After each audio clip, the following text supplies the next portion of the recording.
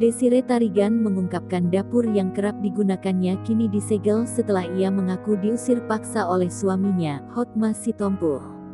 Namun, setelah ia diusir paksa oleh suaminya, Hotma Sitompul, Desire mengungkapkan kesedihannya karena tidak dapat memasak di dapur kesayangannya itu.